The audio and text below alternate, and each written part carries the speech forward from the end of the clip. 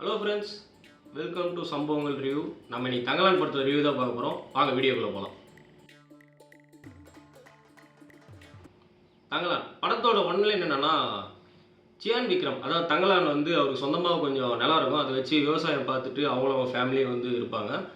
ஒரு சுச்சுவேஷனால் வந்து அவர் நிலம் அவர் கை விட்டு போயிடும். அதுக்காக வந்து அவர் அடிமையாக வேலை செய்கிற மாதிரி ஒரு சுச்சுவேஷன் வரும். அந்த டைமில் வந்து வெள்ளைக்காரங்க வந்து இந்த கேஜிஎஃப் அந்த இடத்துலேருந்து கோல்டு எடுக்கிறதுக்காக வந்து இந்த இந்த கிராமத்துக்கு வந்து ஆட்கள்லாம் வந்து கூப்பிடுவாங்க. அதுக்கு இவர் போய் அது மூலயமா வந்து இந்த நிலத்தை இவர் மீட்டாரா, அங்கே ஒரு கோல்டு கிடைச்சதா இல்லையா, இதுதான் வந்து இந்த படத்தோட கதை. சியான் விக்ரம் அவர் தான் அந்த படத்தை ஃபுல்லாக ஹோல்டு பண்ணுறாரு அப்படின்னே வந்து சொல்லலாம். அவரோட ஆக்டிங் வந்து உண்மையிலே ஒரு மாதிரி இப்படிலாம் நடிக்க முடியுமா யாராலையாச்சும், இந்த மாதிரிலாம் இருப்பாங்களா அப்படின்ற மாதிரி இருக்குது அவரோட கேரக்டரு. ரொம்ப அந்த உடம்பை வருத்தி ரொம்ப பயங்கரமாக வந்து ஆக்ட் பண்ணியிருக்காரு. உண்மையிலே வந்து அந்த ஒரு எஃபர்ட்லாம் வந்து நம்ம சொல்லவே முடியாது. ரொம்ப பயங்கரமாக இருக்குது அவரோட கேரக்டரும் சரி, அவரோட அந்த லுக்கு அதுவே ரொம்ப ஒரு மாதிரி சூப்பராக இருக்குது. படத்துக்கு கரெக்டாக அந்த இது வந்து மேட்ச் ஆகுதுன்னு சொல்லலாம்.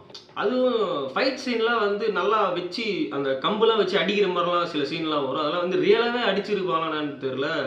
ரொம்ப ஒரு மாதிரி ரியலிஸ்டிக்காக எடுத்திருக்காங்க. பார்வதி அவங்க தான் வந்து தங்கலானோட ஒய்ஃப் கேரக்டர் வந்து ப்ளே பண்ணியிருக்காங்க. அவங்களோட ரோல் வந்து ஒரு மாதிரி சூப்பராக இருந்தது. அவங்க பேசுகிற அந்த ஸ்லாங்கு, அந்த ஆக்டிங்லாம் வந்து உண்மையிலே வந்து ஒரு மாதிரி சூப்பராகவே இருந்தது. மாளவிகா மோகனன் அவங்களுக்கு வந்து ஒரு மாதிரி டிஃப்ரெண்ட்டான ரோல் இந்த படத்தில். இது வரைக்கும் அவங்க அது மாதிரி ரோல் பண்ணதில்லை. அதுமாரி ஒரு புதுவிதமான ஒரு ரோல் வந்து ஒரு மாதிரி இது வரைக்கும் அவங்க பண்ணதுலேயே ஒரு மாதிரி நல்ல ஒரு பயங்கரமான ரோல்னு சொல்லலாம். அப்புறம் பசுபதி அவருடைய ரோல் வந்து ஒரு மாதிரி சூப்பராகவே இருந்தது. சில சீன்லாம் வந்து அவர் டைலாக் எடுத்து சும்மா அப்படி வளர்கிற மாதிரி ஒரு அது மாதிரிலாம் இருக்கும். அதெல்லாம் வந்து பயங்கரமாக சிரிக்கிற மாதிரி ரெஸ்பான்ஸ்லாம் வந்து தேட்டரில் பயங்கரமாகவே இருந்ததுன்னு சொல்லிட்டு சொல்லலாம். உண்மையிலே அவரோட ஆக்டிங் வந்து ரொம்ப பயங்கரமாக இருந்தது இந்த படத்தில். அடுத்து இந்த படத்தை இன்னொரு ஆள் வந்து பயங்கரமாக தாங்கி பிடிக்கிறா, இல்லை ஒரு ரெண்டாவது ஹீரோ அப்படின்னு கூட சொல்லலாம். யாருன்னு பார்த்தீங்கன்னா ஜிவி பிரகாஷ். அவரோட மியூசிக் எல்லாமே வந்து ரொம்ப சூப்பராகவே இருந்ததுன்னு சொல்லலாம். நல்லா கரெக்டாக ஒரு மாதிரி அந்த ஒரு பீரியட் படம் மாதிரி தானே இது. அதோடைய இது மாதிரி சூப்பராக இருந்தது அந்த மியூசிக் எல்லாமே வந்து. அந்த மினிக்கி மினிக்கி சாங் ஒன்று வரும் படத்தில். அது வந்து உண்மையிலே நல்லா பயங்கரமாக கோரியோகிராஃபி பண்ணியிருந்தாங்க. விஷுவலாக பார்க்கும்போது உண்மையிலே நல்லா இருந்தது. அந்த வா தங்கலானே சாங் வந்து கிளைமேக்ஸில் ப்ளேஸ் பண்ணது வந்து நல்லா பயங்கரமாக இருந்ததுன்னு சொல்லலாம் மியூசிக்கு. ஜிவி பிரகாஷ் உண்மையிலே.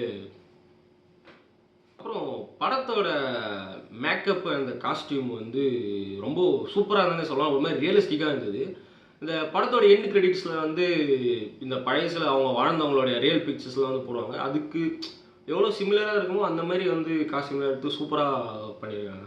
அடுத்து இந்த படத்தோட கேப்டன் ஆஃப் தி ஷிப் அப்படின்னு சொல்லலாம் டைரக்டர் பா ரஞ்சித். இது ஒரு மாதிரி வந்து ஃபேண்டசி படமாக வந்து இந்த படத்தை வந்து அவர் அப்ரோச் பண்ணியிருக்காரு.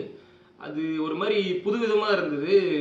இப்போது ரஞ்சித்னா வந்து சார்பட்டா, மெட்ராஸ் அந்த மாதிரி படத்தில் அவரோட டைரக்ஷன் வந்து நம்ம பார்த்துருப்போம். இது வந்து ஒரு பீரியட் படம், அதிலே வந்து ஒரு ஃபேண்டசி மாதிரி ஒரு மாதிரி பண்ணியிருக்காங்க.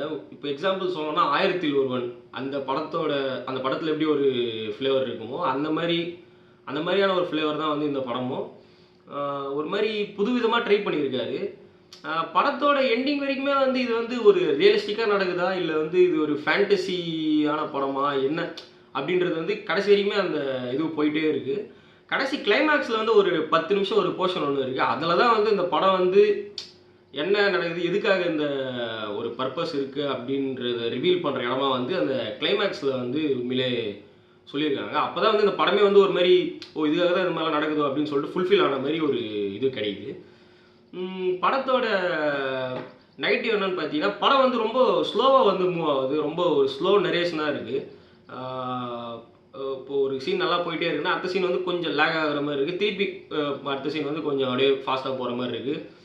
அப்புறம் முக்கியமாக வந்து படத்தோட விஎஃப்எக்ஸ் வந்து ரொம்ப ஓரளவுக்கு எப்படி சொல்கிறதுனா, இங்கே வந்து பயங்கரமாக ஆக்டிங் பண்ணிட்டுருக்காங்க எல்லாருமே வந்து. ஆனால் வந்து அந்த விஎஃப்எக்ஸ் சீன்லாம் வரும்போது வந்து அது சரியில்லாததால் அந்த சீன் பார்க்கும்போதே நமக்கு அந்த அதோடைய ஐ போகாத மாதிரி ஒரு ஃபீலாக இருக்குது.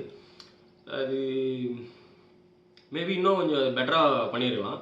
மொத்தத்தில் படம் வந்து எப்படி இருக்குது அப்படின்னு சொல்லிட்டு சொல்லணும்னா, ஒரு மாதிரி மீடியமான படம். ஒன் டைம் தேட்டரில் வாட்ச் பண்ணலாம். இந்த மாதிரி இந்த ஃபேண்டசி அந்த மாதிரி எல்லாம் பிடிக்கிறவங்களுக்கு வந்து இந்த படம் உண்மையில நல்லாயிருக்கும். ஆனால் ஜென்ரல் ஆடியன்ஸ் பொறுத்த வரைக்கும் இந்த படம் வந்து எப்படி ரீச் ஆகும் அப்படின்றது வந்து எனக்கு தெரில. இப்போது சார்பாட்டா பார்த்தீங்கன்னா வந்து ஒரு ஒரு சீன் ஒரு ஒரு கேரக்டரோட நேமு எல்லாமே வந்து நமக்கு அப்படியே சும்மா சூப்பராக இருக்கும்.